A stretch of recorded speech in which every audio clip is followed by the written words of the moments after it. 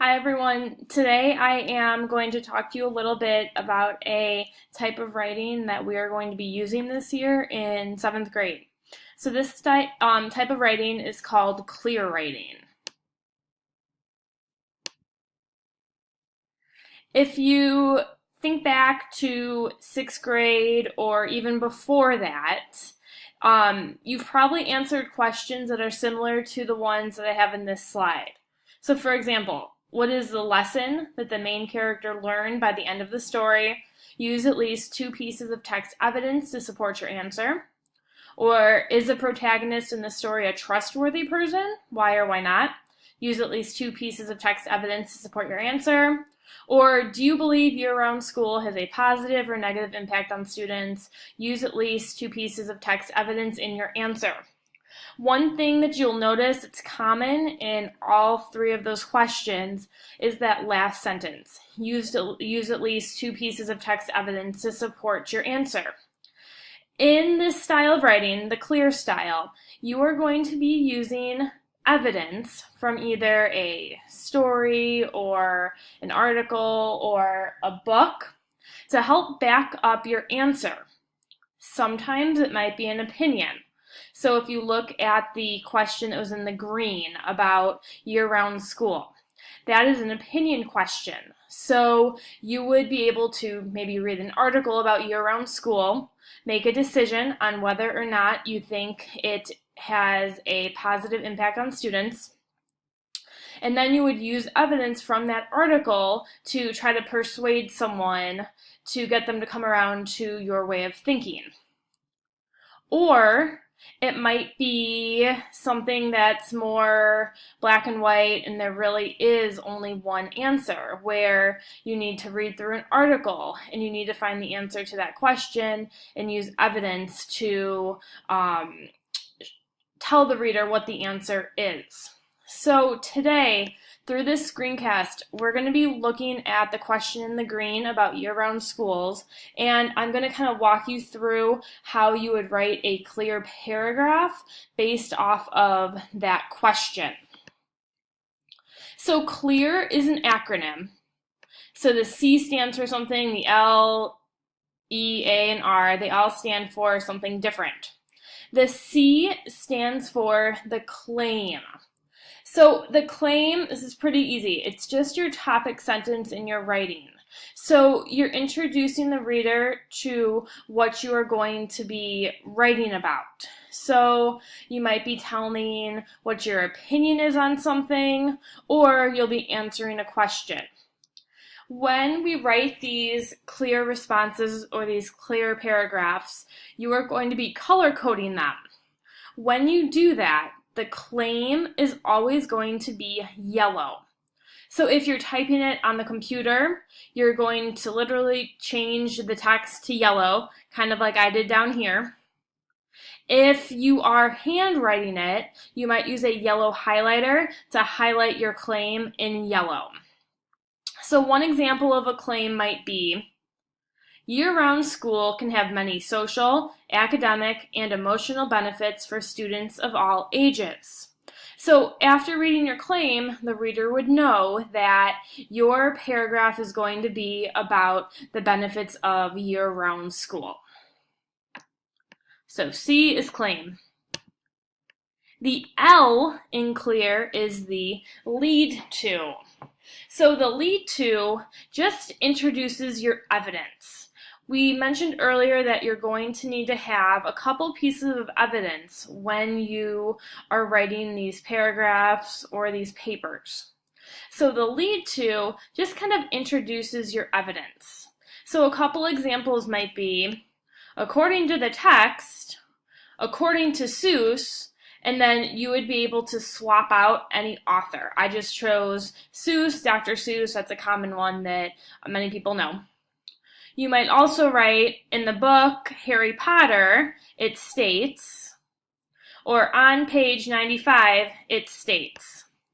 Here are some more examples of lead tos that you can use in your paragraphs. So the author wrote, the illustration shows, an example on page blank is, So again, the purpose of the lead to is to introduce your evidence. You're telling the reader where you either got the evidence or who said the evidence. And your lead to is always going to be orange. So just like the claim, you will either use orange text on your computer, or you could use a orange highlighter to highlight your lead to. The E in clear stands for evidence. So the evidence is going to be the information that you are pulling from either the story, the article, book, or whatever source you are using. The evidence is always going to be green. So some examples, kind of going back to that year-round school example, would be students who participate in year-round school have higher test scores than students who do not participate. Notice I included my quotation marks. I have quotation marks there because that was a direct quote from a specific article. So if we want to kind of go back to our lead to, I might say something like, according to the text, students who participate in year-round school have higher test scores than students who do not participate. That whole sentence right there includes my lead to and my evidence. So these parts are not very long.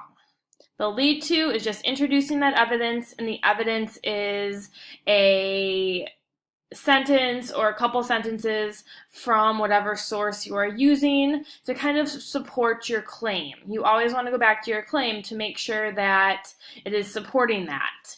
And if you remember from earlier, our claim was that year-round school can have many social, academic, and emotional benefits for students of all ages.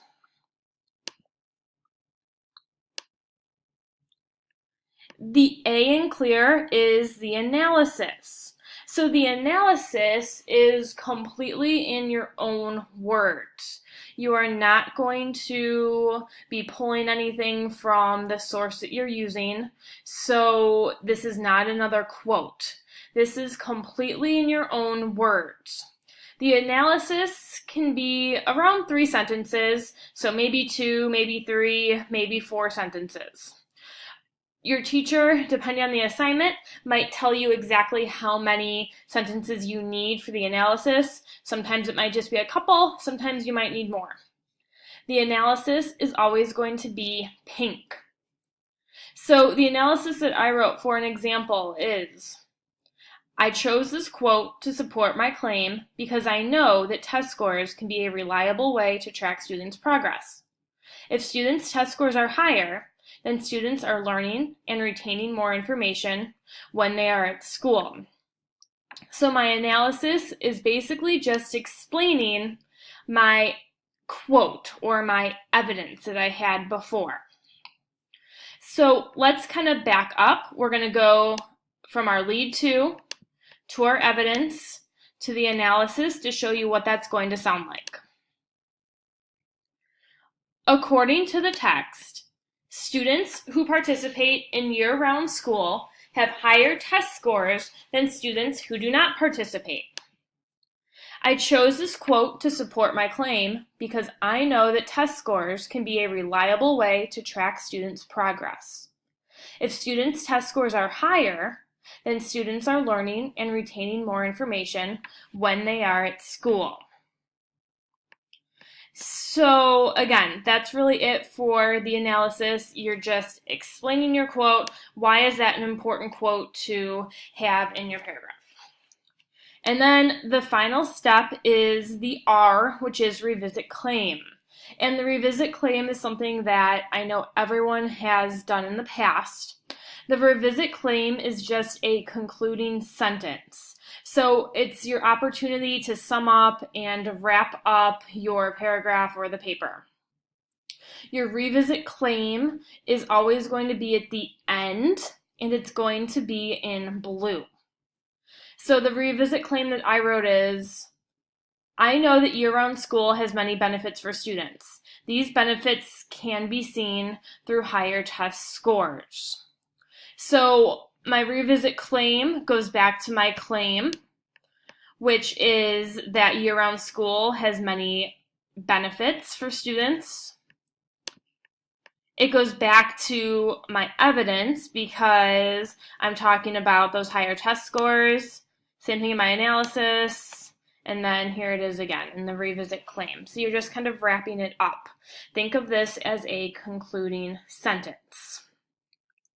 The example that I just showed you would be a good example for one paragraph. Sometimes you might be writing multiple paragraphs. If you are writing multiple paragraphs, you would have one paragraph on, let's say, test scores, like I did, and then you might have another paragraph all about the social benefits and how year-round school allows students to socialize all year.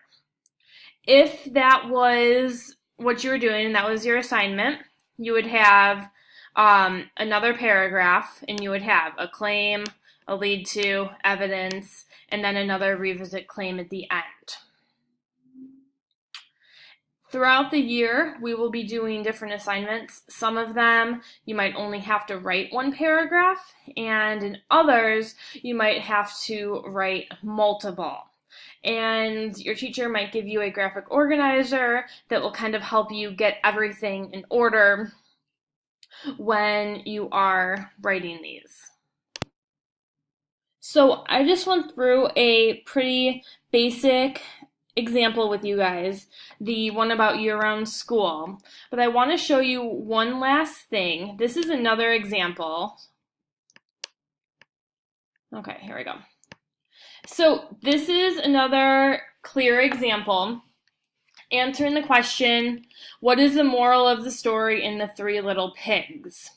So this is what a finished paragraph would look like. Notice how it's all color-coded. In yellow, I have my claim, which is, in the story, The Three Little Pigs, the moral of the story is to never cut corners when doing work. So I answered the question. In my claim, the reader knows exactly what I'm going to be writing about. On page 3 of the story, it states, that was my lead to in orange. Green, my evidence. Pig number 1 built his house out of a pile of sticks. The wolf huffed, and he blew the house of sticks right down. Pink is my analysis. This shows that since the first pig did not take the time and effort to build a stable house, the wolf was able to blow it down with 2 puffs. This left the pig in an unsafe situation. In orange, we have another lead to because we have a couple pieces of evidence here. Later on in the story, Pig 3 decided to build his house out of bricks. On page 9, it states, Pig number 3 decided to spend extra time to build his house out of bricks. When the wolf came around, he huffed and he puffed, but he could not blow the house down. By taking extra time to create his house, the third pig's home was able to withstand the big bad wolf's puffs. If the other pigs would have taken the same time, then the wolf may not have destroyed their homes. The moral, never cut corners, is very apparent in the children's story, The Three Little Pigs. So we have our claim in yellow. We use 2 pieces of evidence in this paragraph. So we have our first lead to in orange, our first piece of evidence, and then our first analysis. We needed to do another lead to right here in orange to introduce our second piece of evidence, which is in green. And then we needed another analysis because we had another piece of evidence. And then at the end, we had our one revisit claim. So this is just another example of what the clear might look like.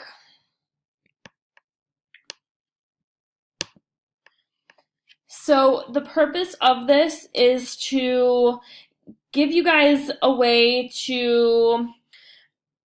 a standard way to answer questions like this while you are writing. I hope this helped. We will be doing lots of examples this year, so keep a lookout for the CLEAR method.